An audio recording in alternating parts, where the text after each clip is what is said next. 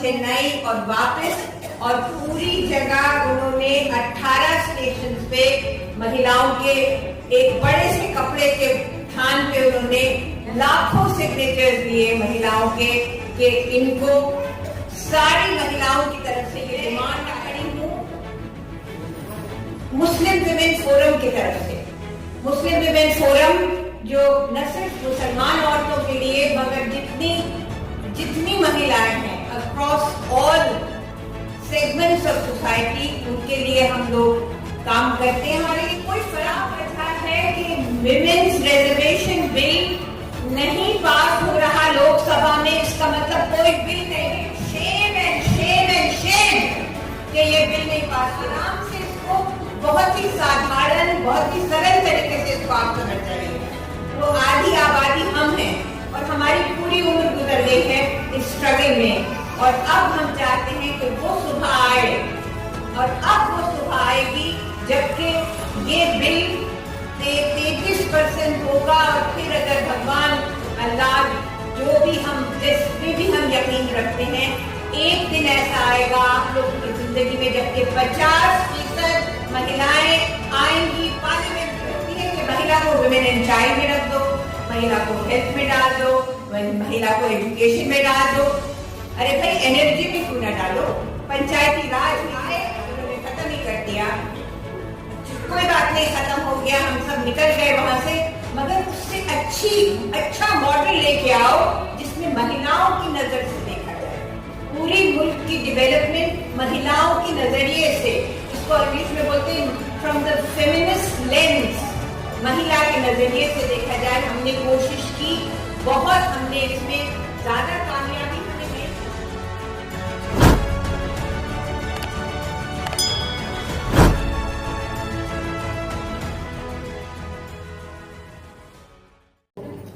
सबको सलाम, आप सबको जोहार, आप सबको जय भीम, आप सबको नमस्कार और आप सबको महिला आरक्षण बिल का ये जन्मदिन सेलिब्रेशन बहुत बहुत मुबारक हो।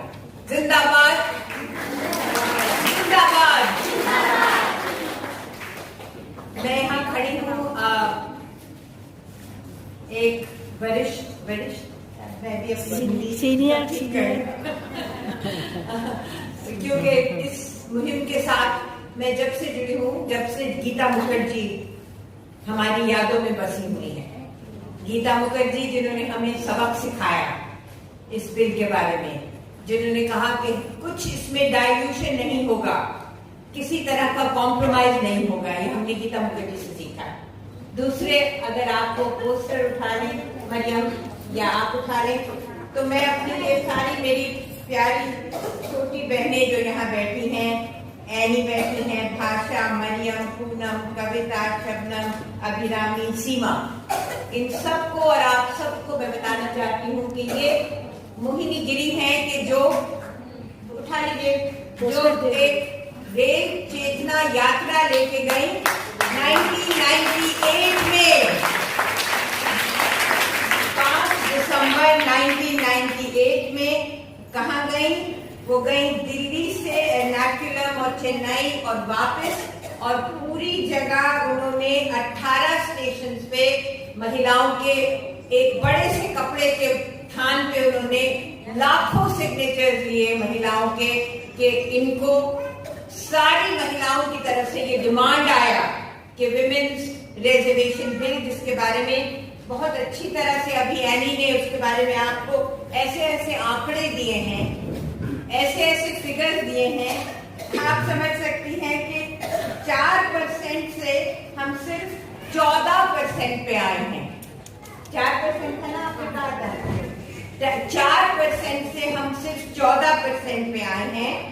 और ये सारा जो, ये समझ लीजिए कि इस वक्त नारे लगवाए, आपको मेमुना ने नारे लगवाए, आपको इस वक्त एनी ने नारे लगवाए। ये सरकार जो है ये कोई ऊपर से आदेश नहीं है, ये हम लोगों में नहीं चुन के ये सरकार वहां रखी है। तो क्या इस सरकार को हम इसके ऑर्डर्स के नीचे अपने आप को बिल्कुल त्याग दें, अपना सारा स्ट्रेंथ को खत्म नमस्ते। मैं यहाँ खड़ी हूँ मुस्लिम विमेन फोरम की तरफ से।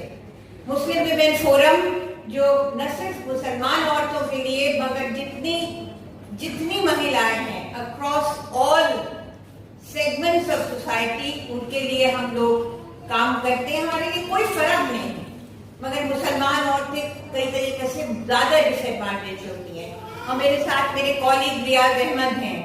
रियाज अहमद, आप खड़े हो जाइए। रियाज, मैं समझती हूँ कि मर्दों को भी इसमें शाना बशाना होना चाहिए। इसलिए एक मुसलमान मर्द खड़ा है सब महिलाओं के लिए अक्रॉस ऑल डिवाइड्स, तो इनको भी मैं आपसे इंट्रोड्यूस कराना चाहती थी। और मैं आपसे ये कहना चाहती हूँ, तो एनी ने एक बात कही जो मैं उसको रिपीट करना चाह रही हूँ। एनी, आप ये मेरी बात आप सुन लीजिए, repeating what you are saying.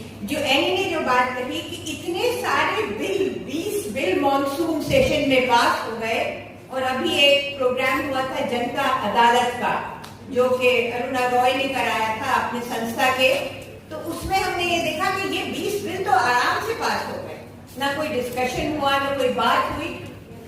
क्या वजह है कि विमेन्स रिजर्वेशन बिल नहीं पास हो रहा लोकसभा में? इसका मतलब कोई बिल नहीं है। कोई shame and shame and Shem कि ये बिल नहीं पास हो रहा लोकसभा में। क्यों? इसलिए कि अपने मैनिफेस्टो में तो सबने लिख दिया कि हम इसको करवाएंगे, आप हमें वोट दीजिए, हम ये लाएंगे। मगर जैसे फिर एनी ने ये बात कही कि जब आधी फीसद इस मुल्क की आबादी बाहर खड़ी होगी तो कैसे उसके फैसले जो हैं, कैसे ये पूरी जनता के लिए फैसले हो ही नहीं सकते अगर आधी आबादी बाहर खड़ी है। इसको आप बहुत ही आराम से, इसको बहुत ही साधारण, बहुत ही सरल तरीके से इसको आप समझ जाइए। वो आधी आबादी हम हैं और हमारी पूरी उम्र गुजर गई है इस स्ट्रगल में, और अब हम चाहते हैं कि वो सुबह आए। और अब वो सुबह आएगी जबकि ये बिल 33% होगा। और फिर अगर भगवान अल्लाह जो भी हम, जिसमें भी हम यकीन रखते हैं, एक दिन ऐसा आएगा आप लोगों की जिंदगी में जबकि 50% महिलाएं आएंगी पार्लियामेंट में।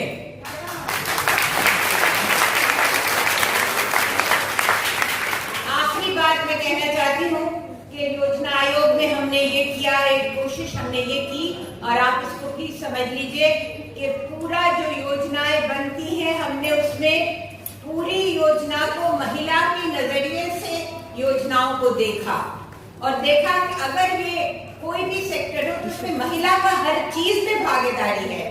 आदत ये होती है कि महिला को विमेन इन चाइल्ड में रख दो, महिला को हेल्थ में डाल दो, महिला को एजुकेशन में डाल दो। अरे भाई, एनर्जी में क्यों ना डालो, पंचायती राज में क्यों ना डालो, किसी ट्रांसपोर्ट में क्यों ना डालो महिला को, फॉरेन अफेयर्स में क्यों ना डालो, होम में क्यों ना डालो। तो हर विभाग में महिला की नजरिए से देखना हमने ये कोशिश शुरू की। तो ये लोग आए, इन्होंने खत्म ही कर दिया। कोई बात नहीं, खत्म हो गया, हम सब निकल गए वहां से, मगर उससे अच्छा मॉडल लेके आओ जिसमें महिलाओं की नजर से देखा जाए। पूरी मुल्क की डेवलपमेंट महिलाओं की नजरिए से, इसको इंग्लिश में बोलते हैं फ्रॉम द फेमिनिस्ट लेंस, महिला के नजरिए से देखा जाए। हमने कोशिश की बहुत, हमने इसमें ज्यादा कामयाबी हमें नहीं हुई, मगर अगर ये चीज आगे बढ़ती तो एक बहुत बड़ा कदम था इस पूरे डिस्पेंसेशन के लिए। तो यही अभी मोहिनी गिरी ने मुझसे खास तौर से कहा, एनी को मेरी दुआ देना, और सब लड़कियों को, जितनी मेरी बच्चियां हैं उनको मेरी तरफ से दुआ देना, और कहना मेरी व्हील चेयर आ नहीं सकती, बहुत मेरे लिए मुश्किल है, मगर my spirit is with you, और आप यकीनन आप कामयाब होंगी। सबकी दुआएं और सबके एफर्ट्स और सबकी जद्दोजहद आपके साथ। बहुत बहुत